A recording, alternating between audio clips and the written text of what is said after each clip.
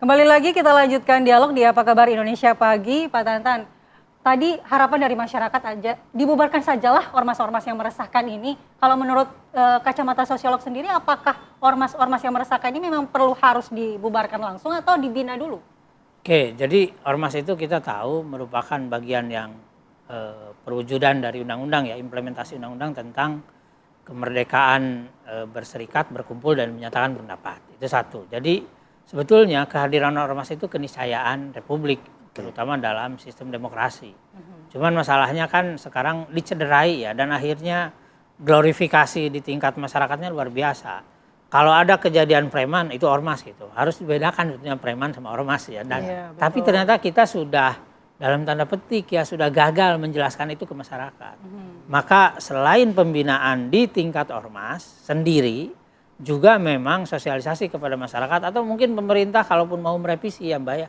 Itu istilah ormas coba cari yang baru gitu ya, sehingga kalau ormas itu sama dengan premanisme atau preman gitu kan, ini harus dapat konotasinya juga sudah buruk terlanjur begitu. ya. Iya kan udah susah banget ini gitu kan. Gimana preman ormas gitu kan. Nah, maka cari istilah baru yang lebih genuine dan mungkin tidak mengeneralisasi bahwa tindakan premanisme adalah ormas itu. Dan yang kedua, saya kira kalau misalnya saya tidak tahu ya, kalau ada ormas itu kita tangkap terus tanya undang-undang ormas tahu nggak? Jangan-jangan nggak tahu. Jangan-jangan nggak tahu juga ada undang-undang itu gitu. Betul. Mereka mah tindakan aja, aksi-aksi aja gitu. Jangan seperti itu. Baik Pak Tantan, kita juga akan ke Pak Rifki juga, bagaimana kemudian saat ini kan Komisi 2 DPR RI juga masih menunggu ya usulan dari Kemendagri untuk merevisi Undang-Undang Ormas. Kemudian apa yang menjadi poin-poin penting yang akan direvisi Pak Rifki?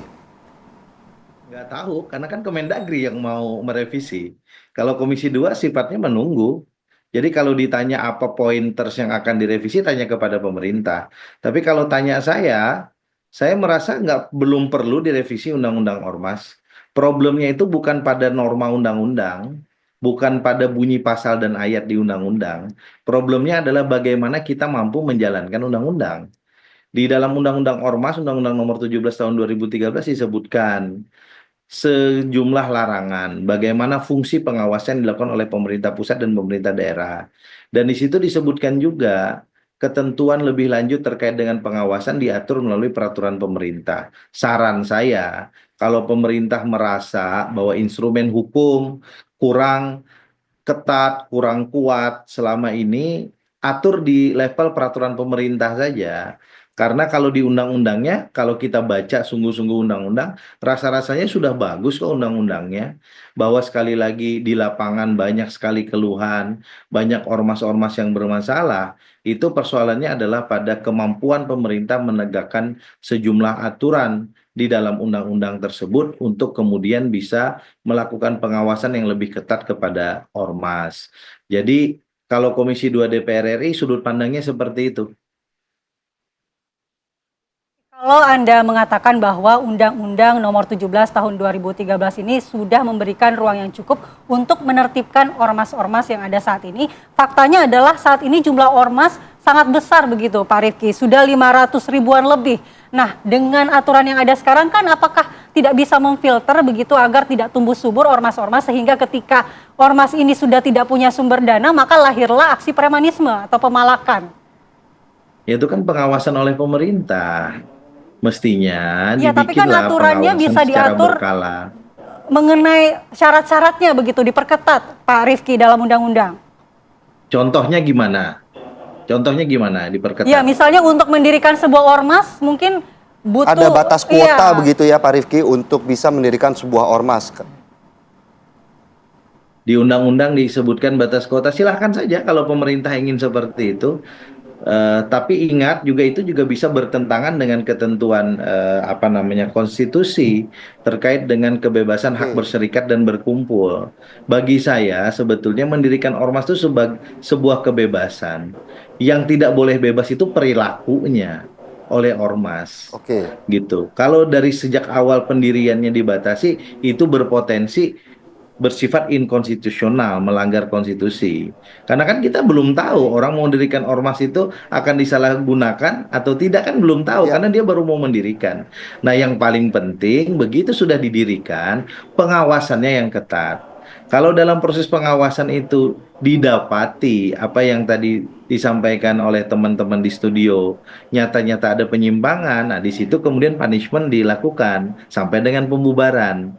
Maka menurut pandangan saya sekali lagi, Undang-Undang Ormas belum terlalu relevan untuk dilakukan revisi. Yang penting sebagaimana yang kita bicarakan pagi ini, negara harus mampu berdiri di atas ormas.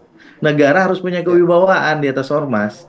Dan karena itu kata kuncinya adalah pemerintah harus mampu melakukan pengawasan yang ketat terhadap ormas. Baik, baik. Pak Tatan mungkin bisa menanggapi. Belum perlu direvisi pengawasan dan penindakannya. Ada beberapa hal yang mungkin sangat kritis ya hari ini tentang misalnya di Undang-Undang Ormas itu perilaku di ruang digital itu belum masuk. Oke. Nah, dan itu sangat mungkin dilakukan oleh orang-orang hari ini. Mungkin kalaupun pemerintah mau melakukan revisi ya, revisinya tidak mayor lah. Tidak berangkat dari pembubaran dan lain-lain. Kedua, memang juga dalam Undang-Undang 17 itu nomor 2013 ya lemah sekali pada aspek pengawasan itu. Hanya pembubaran yang sangat kuat, di mana misalnya sebuah ormas bisa dengan sangat cepat dibubarkan oleh pengadilan gitu, dan itu sangat cepat. Tetapi pada aspek pengawasan memang terasa sangat lemah. Pengawasannya dalam hal apa? Dalam hal perilaku, norma, tindak tanduk dan lain-lain. Misalnya kan sebuah ormas boleh dibubarkan jika dua hal.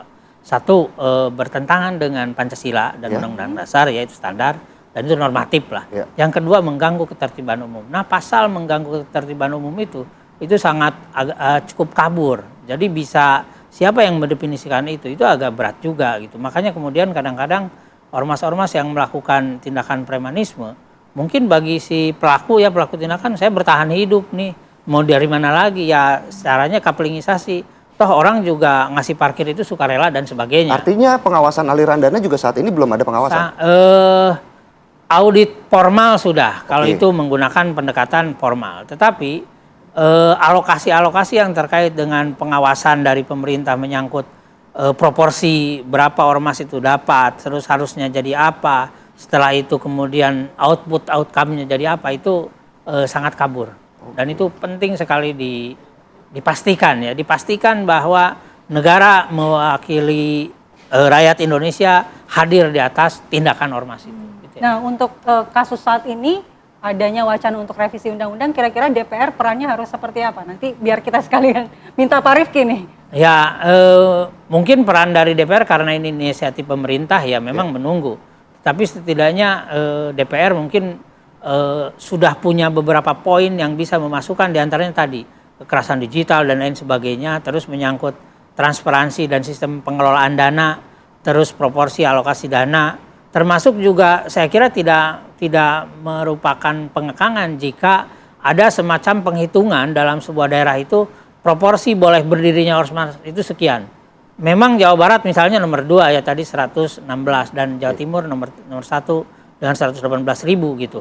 Tetapi apakah itu proporsinya sudah betul gitu? Yang gitu-gitu saya kira penting diisi supaya orang tidak sembarangan gitu mendirikan ormas. Jangan sampai misalnya ada sebuah daerah yang jumlah penduduknya sekian, berbanding tuh jumlah dengan ormasnya itu gitu ya, beda-beda dikit. Kan itu lucu banget gitu. Nah yang gitu saya kira penting. Baik, Pak Rifki mungkin bisa langsung menanggapi, Pak Rifki. Ya, terima kasih masukannya.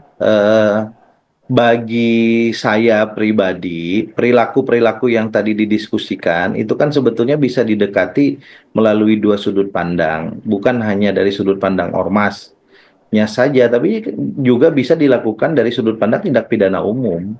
Jadi kalau orang memeras, orang memalak, orang mengancam, itu kan satu perilaku tindak pidana umum. Apakah dia mau mengatasnamakan ormas atau tidak, dia bisa diproses secara hukum. Nah, kenapa kemudian itu dibiarkan? Saya kira ini persoalan kita bersama. Pertanyaannya, kalau kemudian undang-undang ormas itu kita sempurnakan, ada jaminan nggak aparat penegak hukum itu lebih kuat?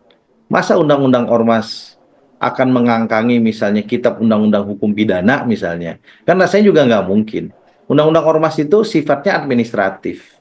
Paling jauh ada ketentuan-ketentuan pidana, ya dia tidak boleh overlap dengan ketentuan-ketentuan di dalam kitab undang-undang hukum pidana. Jadi kalau selama ini tadi keluhannya parkir dipalakin, kemudian THR dimintain itu sebetulnya kan tindakan pidana umum. Pertanyaannya, kenapa kok itu tidak kita lakukan tindakan hukum selama ini? Jawabannya, karena hukum kita jauh lebih lemah dibanding aktor-aktor non-state yang ada di negara ini. Dan kalau itu persoalannya tidak selesai dengan Undang-Undang Ormas. Saya bukan anti revisi terhadap Undang-Undang Ormas. Saya cuma tidak mau kita melakukan solusi yang tidak solutif terhadap bangsa ini. Seolah-olah itu solusi, padahal itu bukan solusi utama. Gitu. Kira-kira demikian. Baik, terima kasih Pak Rifki Nizami Karsayuda, Ketua Komisi 2 DPR RI, atas waktunya terkait dengan revisi Undang-Undang Ormas ini. Masih mencari solusi yang solutif kalau kata Paling Pak Rifki. tidak pemerintah hadir untuk juga membantu menyelesaikan bagaimana fenomena ormas-ormas yang meresahkan masyarakat belakangan ini. Begitu. Baik, terima Mas kasih Tantan juga, juga Pak terima kasih Tantan. untuk waktunya.